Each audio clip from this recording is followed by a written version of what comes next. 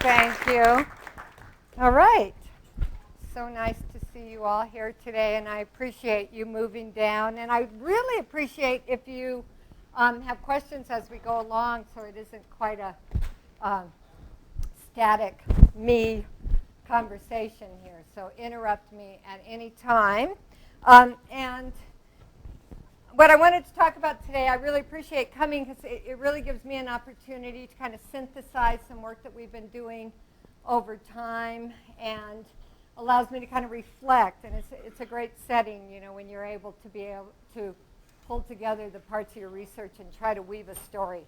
So that's what I'm going to try to do today and end up with some, hopefully, threads of conversation that we can have in the graduate seminar after, and hopefully things will spark your attention, and this isn't all set, it's not all done, and we could certainly have a lot of conversations. And so I'm going to talk about wildfire, I'm going to talk about beetles, and how drought has affected those, particularly in the ecosystem that I'm most familiar with, and that's the piñon juniper ecosystem of Colorado. I'd like to do 4 things today. Is this good? Can you hear me? Yeah? Okay, let me know. First of all, I want to talk about fire history. How did we develop the reference conditions for the areas that we're studying? And I'll focus a little on methods there.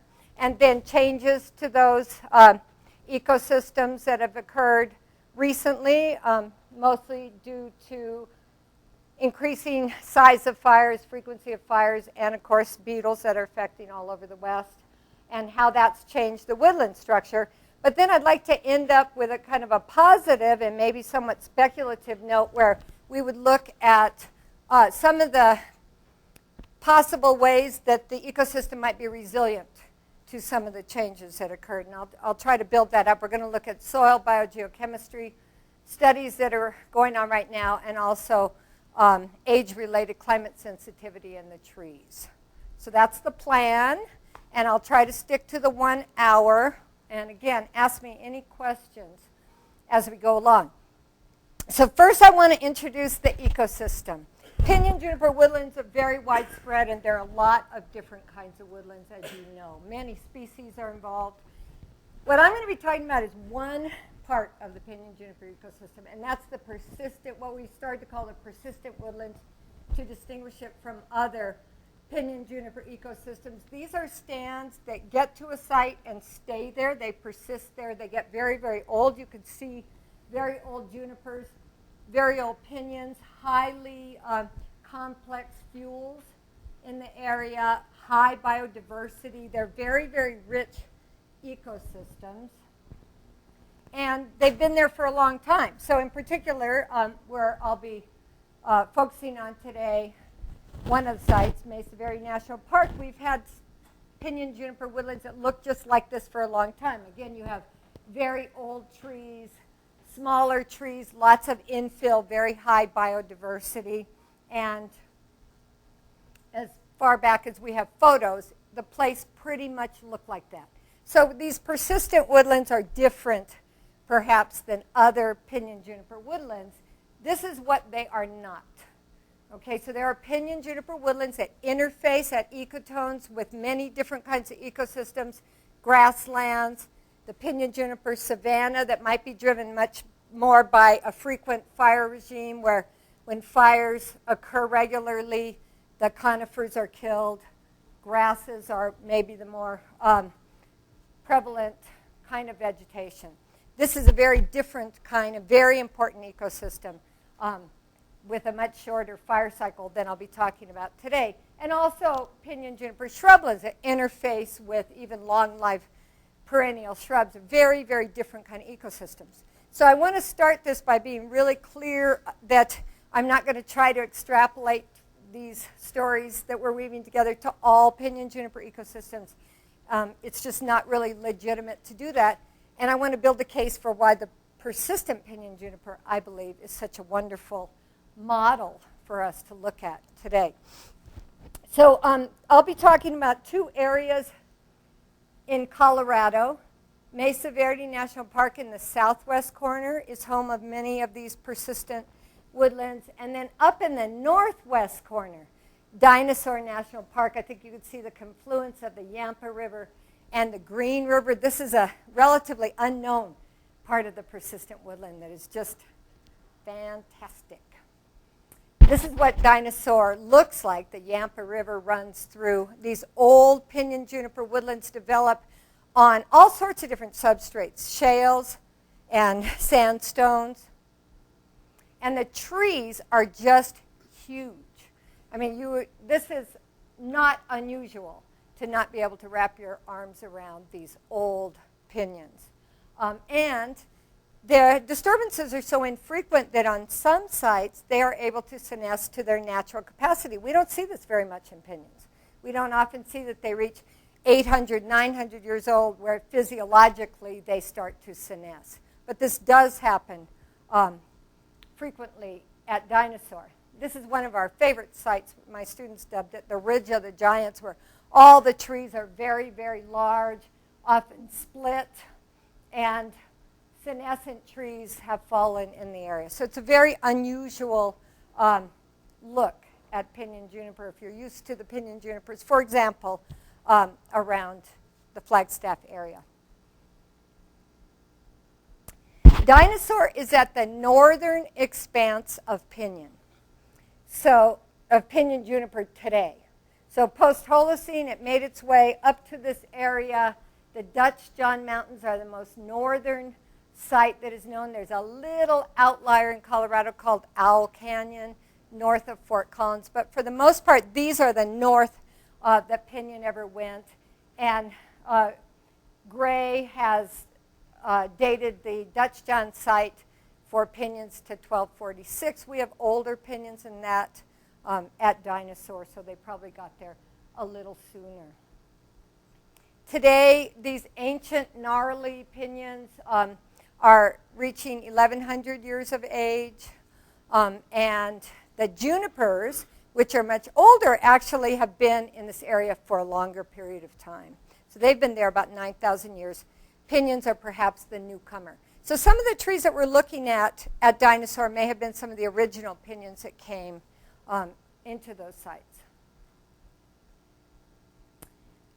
Okay, so I want to make a case for these persistent woodlands and why I think it's valuable to look at them. And one of the reasons is that these old trees have been able to withstand already a plethora of climate change. They established in a time period when climates were very different. They were able to persist through the medieval climate anomaly, through the Little Ice Age, and the stands actually date back to much further than many of the other piñon juniper woodlands that we've been able to see. And I think that that's really important, and we're trying to figure out what it is about these stands that has made this possible. They have multiple age classes. There have been infills and mortality events in these stands, but they have persisted on the site. So I think that they're an important model, but that's something we could kick around later as well. Okay, so with that introduction to the persistent woodlands, I'd like to talk first about some work that we and others have done on the fire history. What are the reference conditions that allow for these old woodlands to develop and persist? If you look at this, just the structure of this woodland, it just seems logical that because the fuel is pretty consistent horizontally and vertically, that it would be very difficult to have a surface fire regime here. We also don't really have any fire scars. There's no evidence that there was a surface fire regime in many of these persistent woodlands. And so our expectation is that it has been a stand replacing fire regime as a natural phenomenon here. So it makes it difficult to date that. If it's a stand replacing fire regime, then how do you even figure out what the reference condition was? So what we have done, and many others have done as well, is date the oldest trees at a series of sites. So these are our study areas we recently finished at Dinosaur National Monument, where we dated the oldest piñons, the largest piñon cohorts, identified what that oldest cohort was, and used that date as the stand origin date at that point. Is that clear? No? Remember, ask me any questions as we go along. So we did that all across Dinosaur, and use that information to calculate the fire rotation. Now, this is the time it would take to reburn the entire study area. It's not the point location you're probably used to thinking about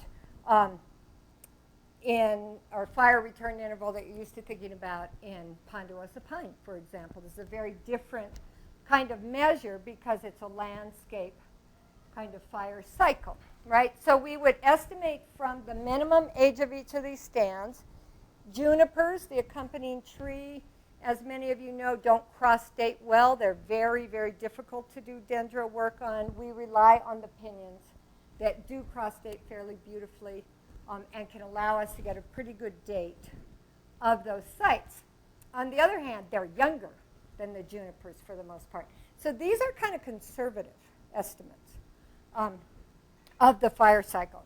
And so if you take the period that you're interested in, say the last 600 years, and look at the fraction of that analysis area that burned, either by using points or by extrapolating those points through various GIS methods to patches in the landscape, you could calculate an estimated fire rotation, which is the time it would take to reburn that entire study area. Does that calculation sit well with you? Okay. Very different from other kinds of estimates. So no matter if we use points or the extrapolation to areas, we converged at Dinosaur on a pretty startlingly long fire cycle of 550 years. And that does have some interesting kind of, I hope we could talk about this after. Wow, that's a long time. It's actually not as long as others have recently found in different piñon juniper woodlands where fire does not carry well. For example, the Colorado National Monument has upwards of 1,000-year fire cycles. But Dinosaur is a weird place because it also has evidence of fire throughout the landscape. You have fire scarred, charred in young stands, as you might expect. So the piñon has been able to come back into an area that burned before. But you also have, you can't see this too well, burnt snags at the base of big old piñons.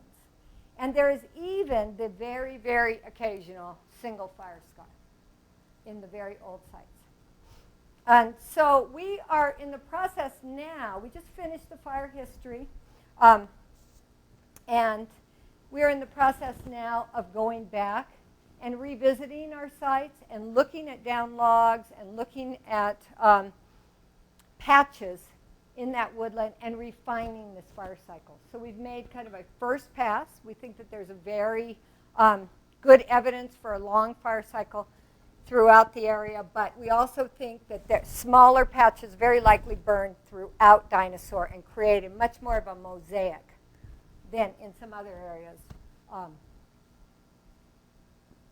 And these are the patches that we're looking at. So we're outlining patches, sampling throughout those sites, and trying to find out what the fire cycle might be in these smaller, probably stand replacing patches throughout as well. So that's work that's ongoing and in progress. On the other hand, the probably better known fire history is of Mesa Verde National Park. And Mesa Verde National Park, we use the same kind of method, aging cohorts of piñon and Gambel's oak, and we converge on a fire cycle a little shorter, 400 years. So it would take 400 years to reburn that entire mesa top, given the frequency of fire that we saw. In Mesa Verde, in contrast, there are no fire scars. There is no evidence of charcoal on the landscape. There are no snags, except in small known fires that we've mapped. So it's kind of a different ecosystem. And certainly in the 1900s, there was only one fire that we know of. And that's that period that Marlin and others have called the late 20th century fire deficit. It was really wet, and throughout the Southwest we didn't have a lot of fires. And there was a lot of infilling in these persistent woodlands of piñon and juniper germinating. Right? So they're very, very thick stands. And I would maintain that's a very natural condition. But since 1996, and particularly since 2000, we've had a lot of fire in Mesa Verde. I'm sure that you've heard about these large fires. And if you look at our stand origin map, wow, the color is kind of different there. All the white outlined, which really should be green, light green, is old growth piñon juniper woodland. Okay, so all this bottom part. All the little colorful patches are fires that we've been able to outline, either from historic data or from GIS or from dendro methods. And then the two big yellow blotches are one fire that burned in 2000. It's called the Bircher fire. So the Bircher fire and then this other one, the Pony fire, burned almost at the same time in 2000 and really took out half of Mesa Verde National Park. So even if you could just look at the outlines that it's superimposed on, you could get a sense of this is a larger fire, and this then has been historically known in that area. Oh, yeah. So we have, I don't mean to say that because the fire cycles are so long that we don't have that fire doesn't play an important role in the area. There are some very, very interesting fire-adapted species. This is one, Nicotiana, the wild tobacco. Wild tobacco has a very tiny seed that gets into the soil and can persist for a long time. Some people say hundreds of years viability. And then smoke and red light and maybe heat causes it to germinate, gangbusters after fire. So it's very likely that the ancestral Puebloans would burn small sites and facilitate this plant over time. It's a very exciting plant. We also have perennial shrubs in the area that resprout immediately, sometimes within weeks after a stand replacing fire. Gamble's oak that you see here, serviceberry, many other species, Fenlera, will resprout and stabilize those soils right after the fire. And that's been really important for restoration in the Mesa Verde area because a lot of the landscape didn't have to have a lot of post-fire restoration because the soils were so stable. This thing's touchy. Okay. Here's another picture of that perennial resprouting of oak. And a cool little site. So we did have this one big fire in 1934.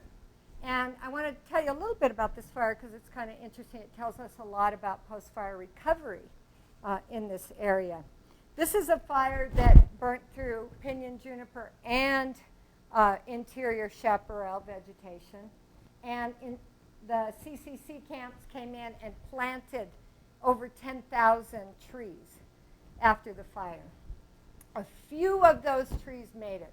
Really just a few of those trees made it. But other than those few trees, there are no piñons and junipers in that area. So this was in 1934.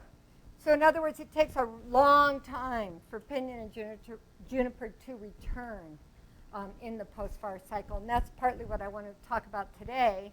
And that was in a fairly wet period, right, the 1900s.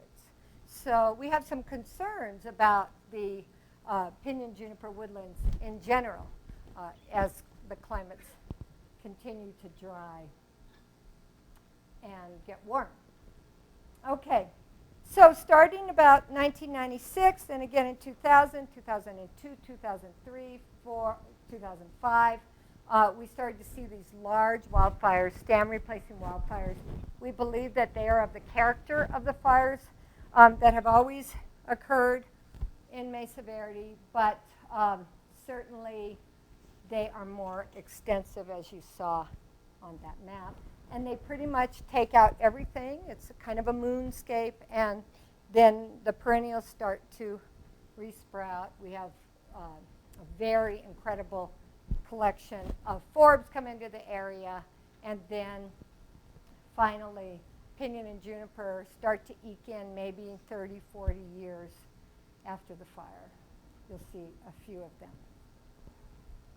Okay, so this was a reconstruction of the fires that we could do with living trees. But we're super lucky that Scott Anderson and Aaron Herring from NAU were willing to come into Mesa Verde and do paleoecology of the area. And they sunk 2 cores in an area called Prater Canyon.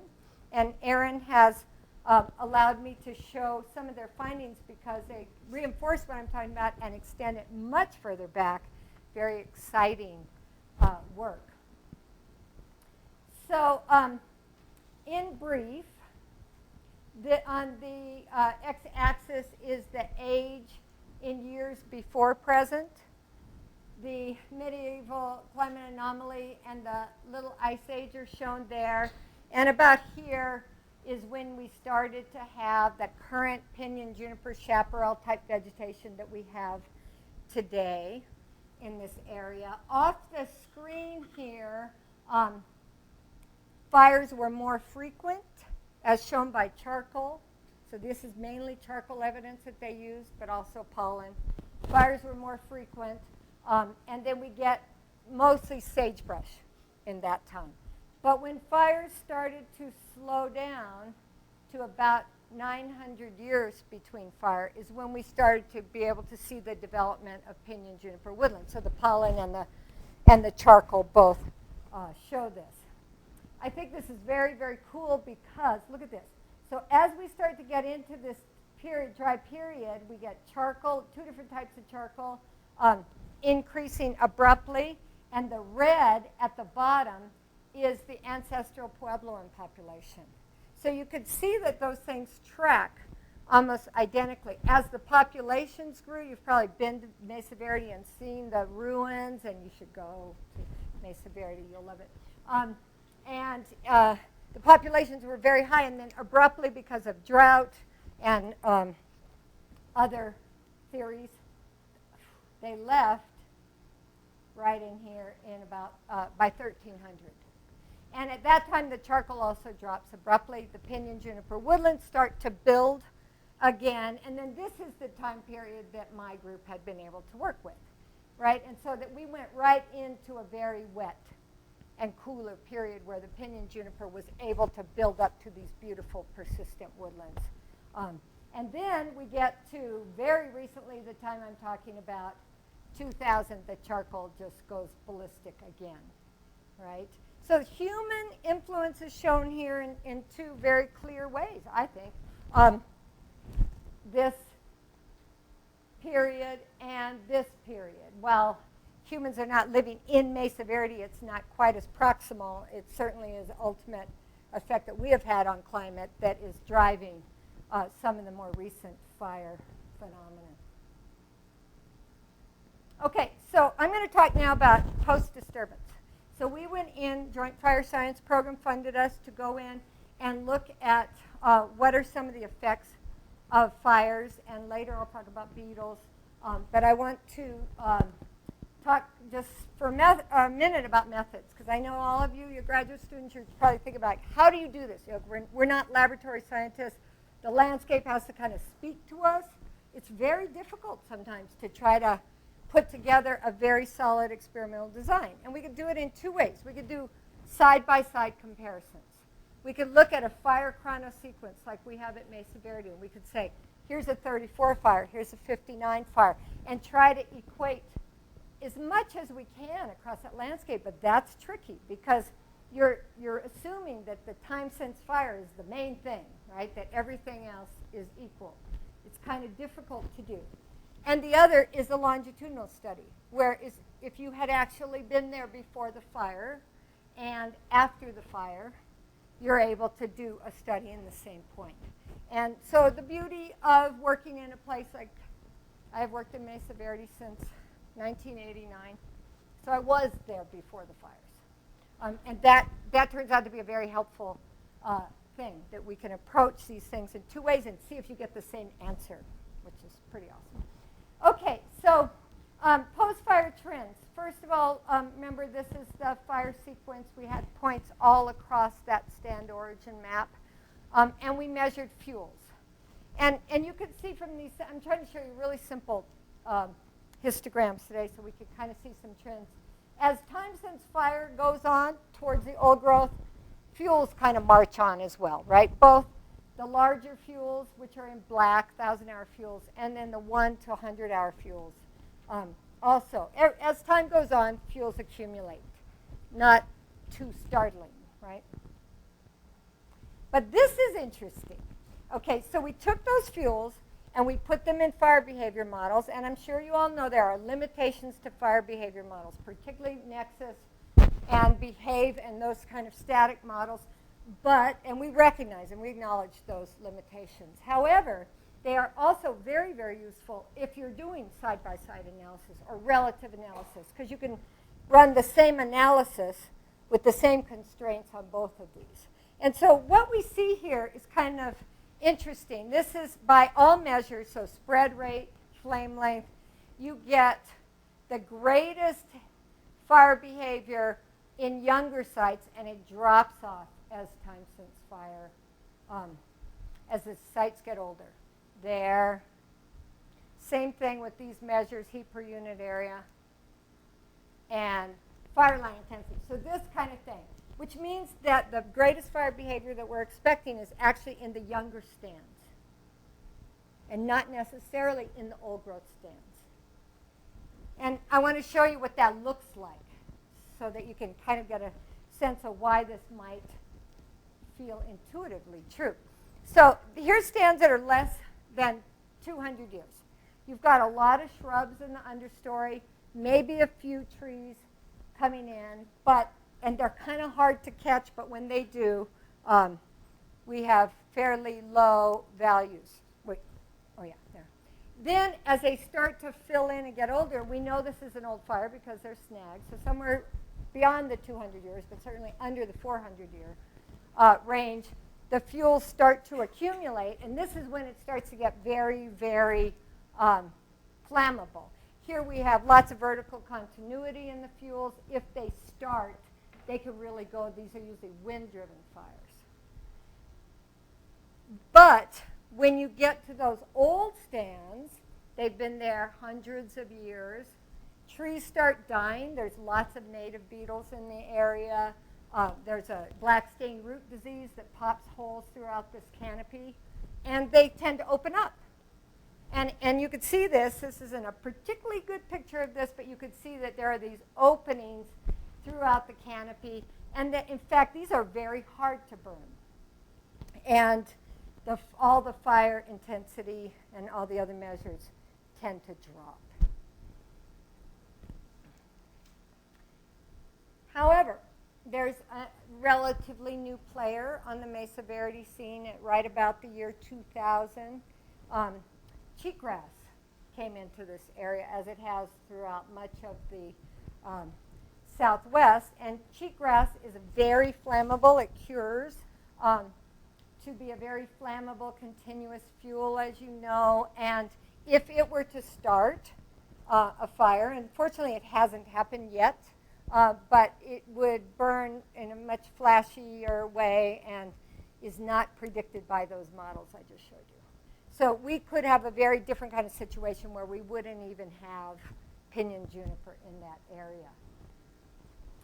Okay, so to summarize, we have fuel steadily increasing, but we have this kind of blip in fire behavior where the in between the mid-successional stands are more flammable. The old growth gets harder to burn. And then finally, what I didn't, and I won't show you any data, but remember that it's a very slow recovery. It can really take centuries to build these woodlands. And that was kind of a startling thing for many of us to realize. Okay, so now I want to shift gears. Like, that was fire, right? That's been a big disturbance, but we've got a new disturbance that is climate-driven, and that is the proliferation of native beetles. So Ips, Confucius here killed many, many, many piñons throughout the West in 2002 to 2005. Other beetles, Dendroctonus, as you well know, are continuing to do this. But this is what this landscape looked like in 2002. Many, many, many dead trees. In Mesa Verde, all those old mesas we saw pictures of, the trees began to die. And we know that this is a time when we had drought conditions in the area, that throughout the Southwest we had soil moisture deficits, and essentially in all throughout the Southwest, there are places where 90% of the piñons died.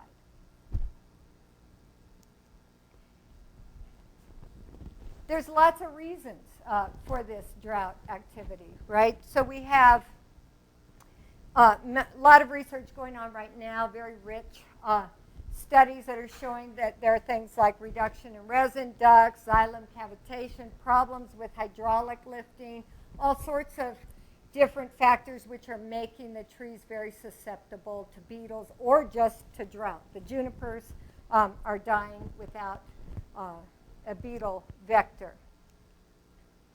And that happens very quickly. And so in Colorado, where our study area, this happened between 2002 and 2005. And you can see that the orange, the greatest death of piñon was in the Mesa Verde area. And the other thing to note is there isn't any in the dinosaur area. So far, so good in the dinosaur area. In Mesa Verde, the oldest trees, these are the piñons, about 35% of the piñons died, but heavy in the bigger classes, older classes, and in junipers only 11%, although those are continuing to die. Okay, so what we're looking at, and the graduate students got the paper that we recently finished, are what are the structural changes to the woodland that we can attribute to the beetles, and how might that affect fire behavior? So much like we did with the fire chronology, we're now looking at the beetle effects. So again, I want to go back to the kinds of methodology that you would use. So you could look at side by side, and we did that. We had areas that had heavy beetle infestation, light beetle infestation, no beetle infestation. And we're on similar substrates. Or you can do longitudinal studies. And we had done a lot of studies in 1993 when we developed the fire history and did fuel loading in Mesa Verde. We were able to go back to those precise sites. Only 10 of them didn't burn in 2002, but luckily we had 10 left, so we were able to do historic comparisons. And then also Mesa Verde National Park had a wonderful biologist who had collected data from the 70s to about 1995, 1996. And so we were able to draw on her data for home production, for seedling establishment, and also way back, I collected a bunch of data on comb production when I was working on my dissertation in that area long ago. So it's really valuable to keep your data because that really can give you some incredible insights. And I'm really glad that we had it. So here's where we went. We went all through Mesa Verde, greater Mesa Verde. This is Mesa Verde National Park. This is the Ute Mountain Ute Reservation. This is also old growth piñon juniper, but with big openings of sagebrush. The green here is old growth piñon juniper, and you can see our whole series of points that we put in. Some of them for the historic comparisons, some of them for the side-by-side comparisons. And at each point, we did transects, where we had a series of plots to look at age structure data, collected the cores of all the trees, additional plots to do floristic data, and belts to look at seedling and sapling establishments.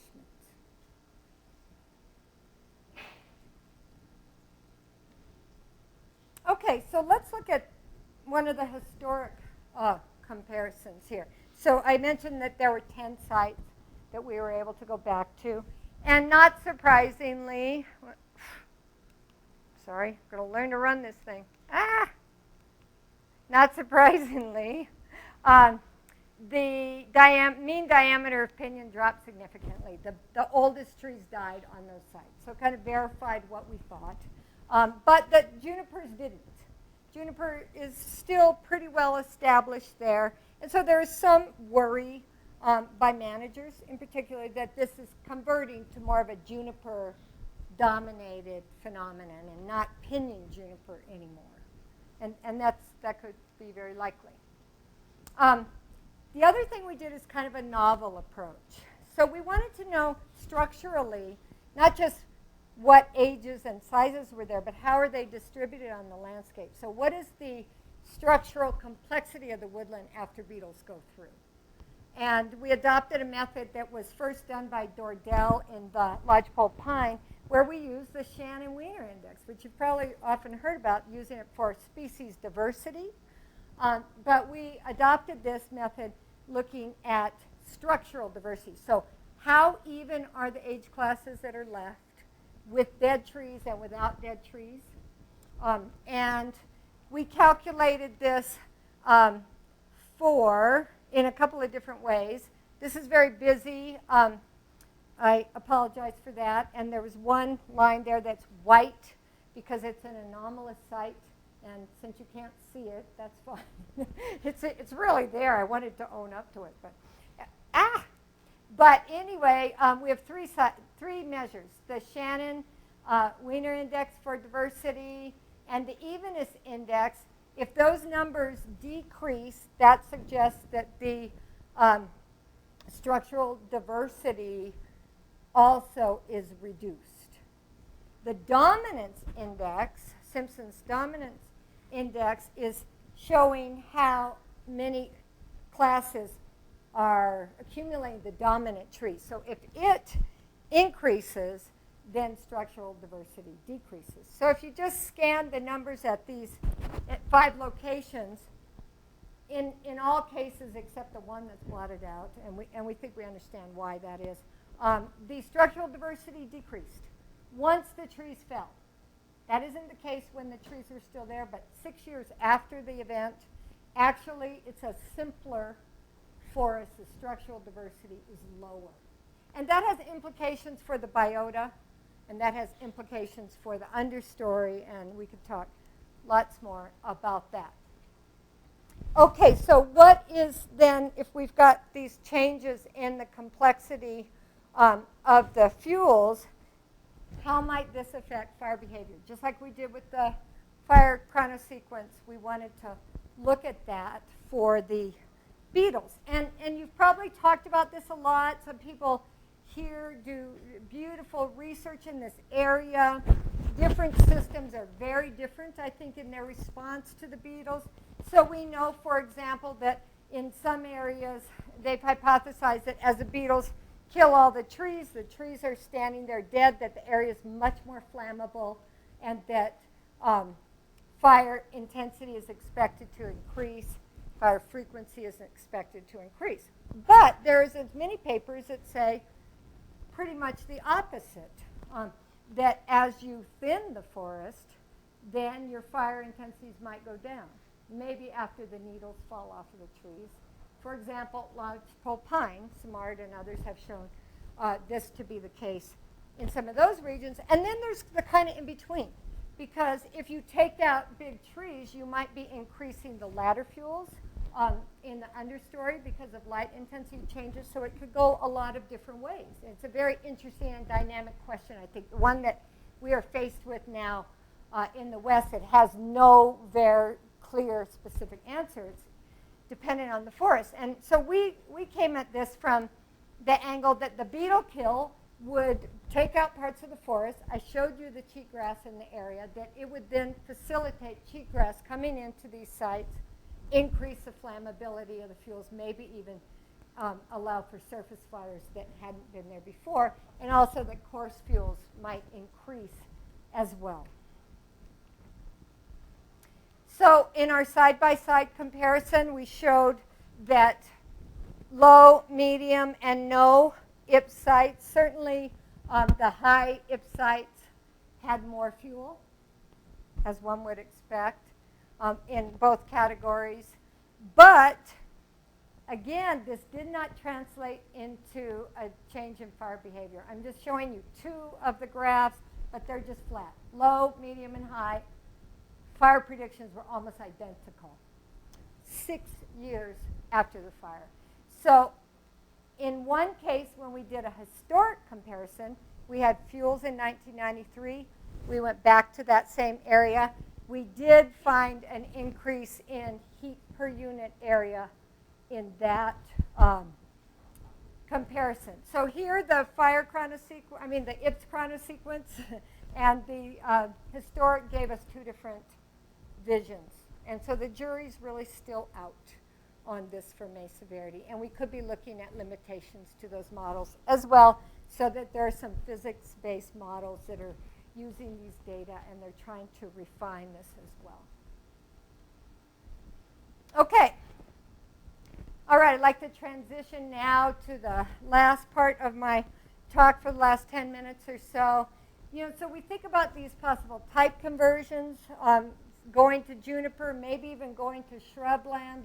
There's really a lot of concern that as we continue to have drying and raising temperatures in the west, are we going to just see a completely different kind of landscape?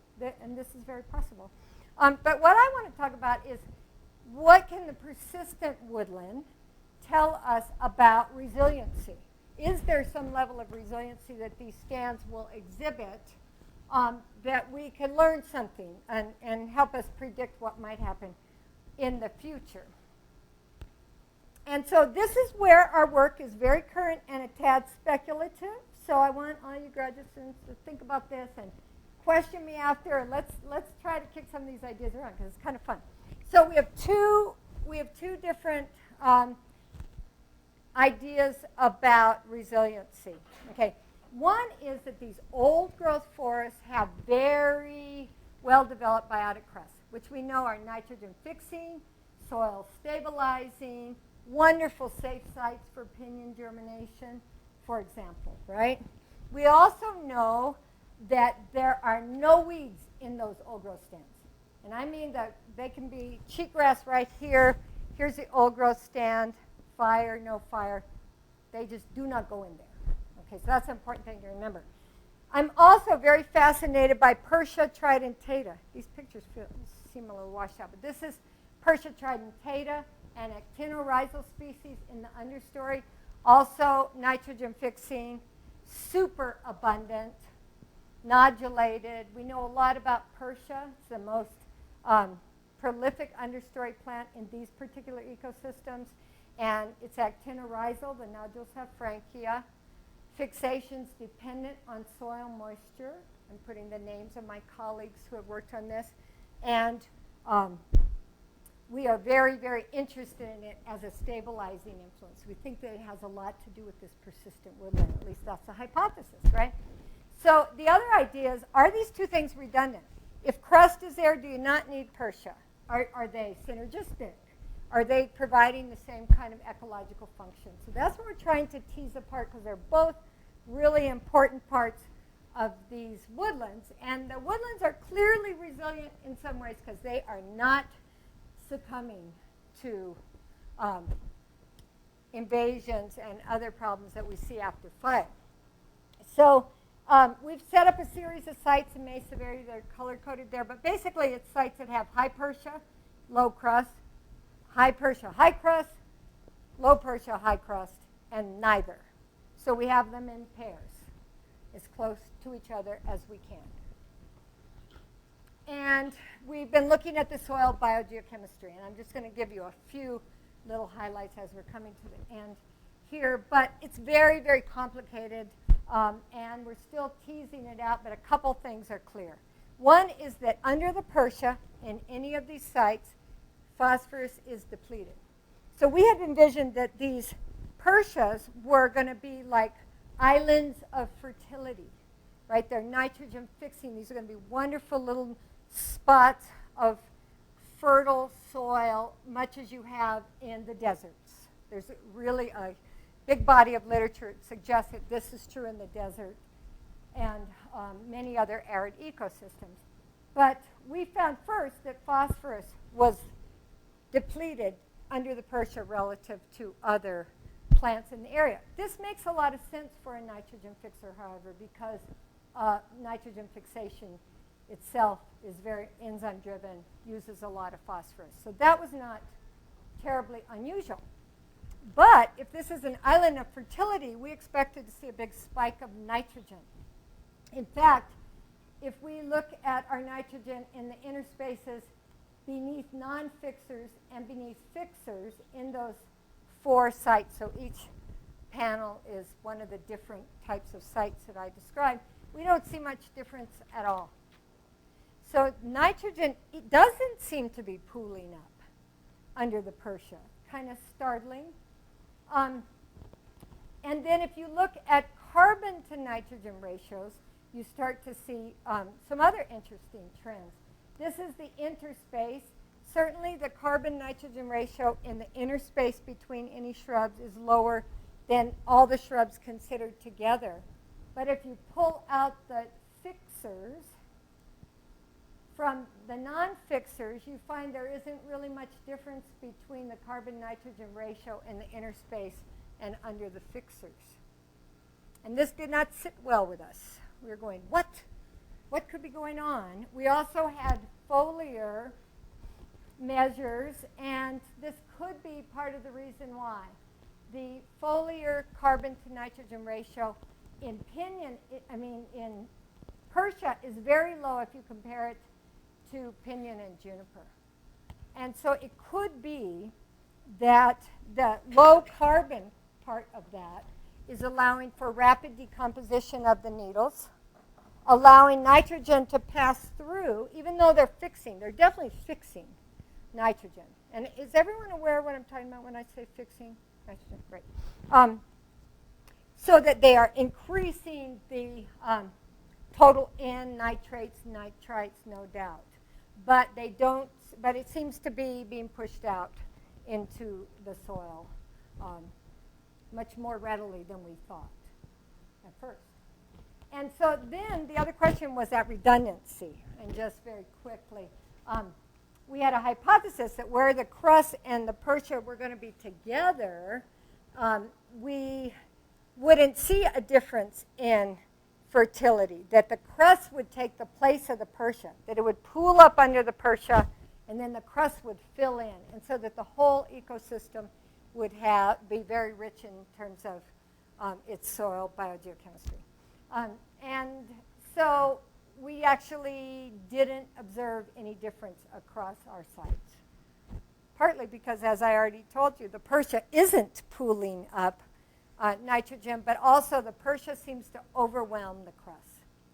So Purshia, we concluded, and there's a lot more to this story, but I'm just hoping that this will tantalize you to start thinking about these actinorhizal species. But this pilot, which is done with Dr. Sasha Reed at the USGS as our soil biogeochemist, very, very smart lady.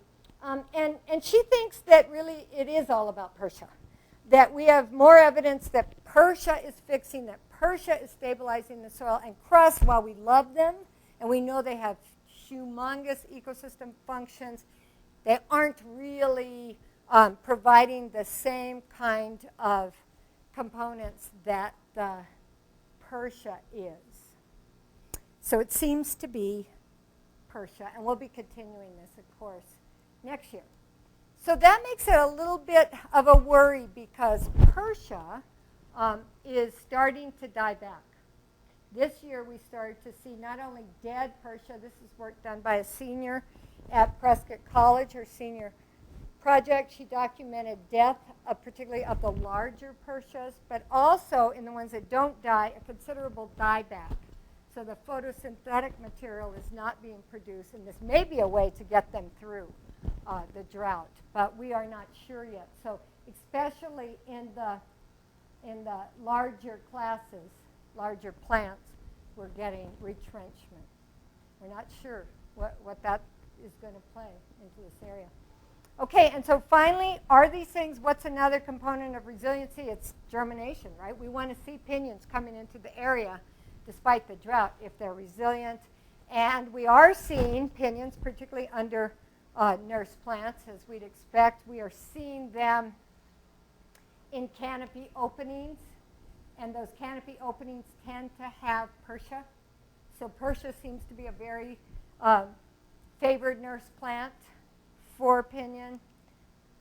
And we have historic data that suggests that the numbers of piñons today are far lower, seedlings and saplings, than Marilyn Collier was able to measure in the same sites from 1975 to 1995. So that was a really wet period, right? Piñons and junipers were both coming in. I'm just showing you the piñon. And it's time of infilling. It's a time when the forests thicken up in their natural way. And now we're seeing a different kind of phenomenon. We're seeing very, very low, but it's still happening, recruitment. So we think that they're still somewhat resilient.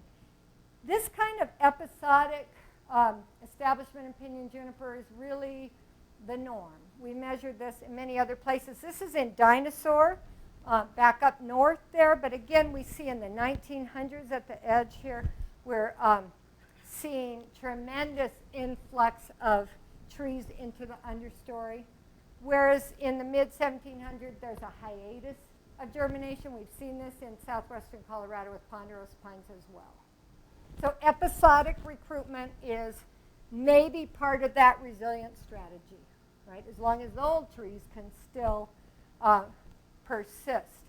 And finally, our last study, this is a master's thesis done by Dustin Hanna at the Laboratory of Tree Ring Research, U of A, and he was looking at how these old piñons in Dinosaur respond to climate, and if that is different across their ages. So do they have the same kind of sensitivity to climate throughout the ages? He collected logs, cores throughout Dinosaur, and he found, I'll show you a couple of things, that the measure called mean sensitivity, the mean sensitivity to the mean sensitivity across ages increases very abruptly.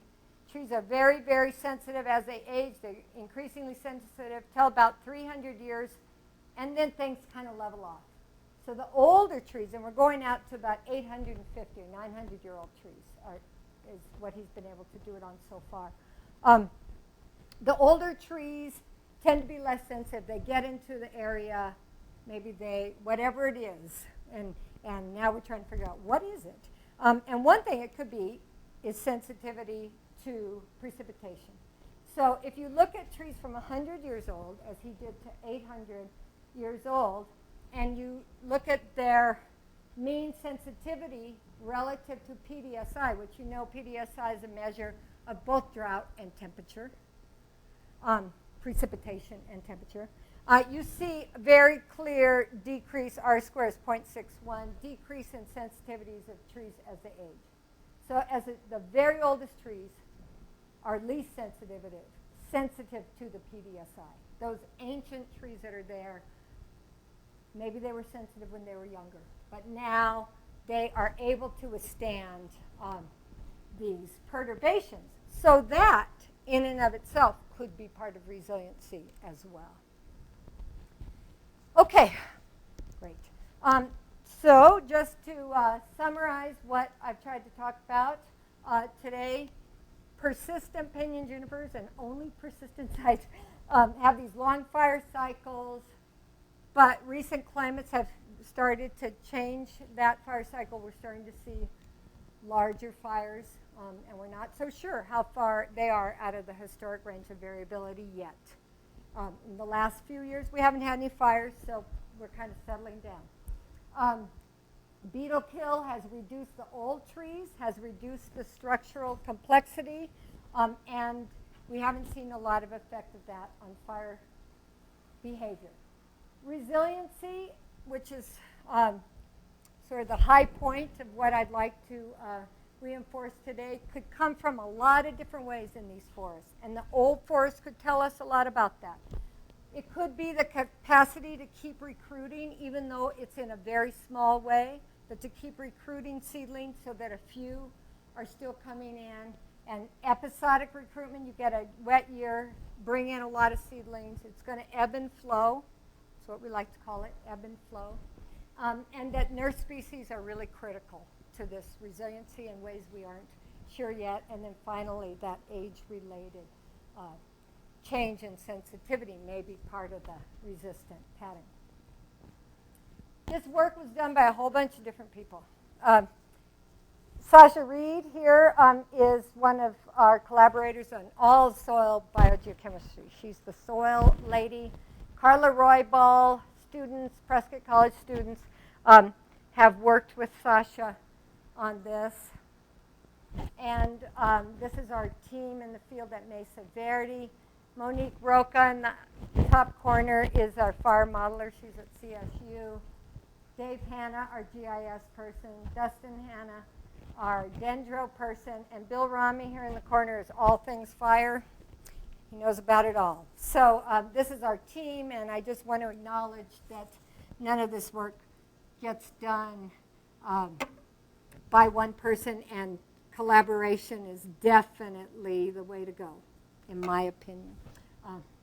And many, many, many Prescott College students have been involved here. Stephanie's work, I showed you, students in the field. So we feel like we have a very rich group, and it's wonderful to have students involved. And so again, thank you for having me. I'm really excited that the graduate students invited me. And I'd like to talk more about these things this afternoon.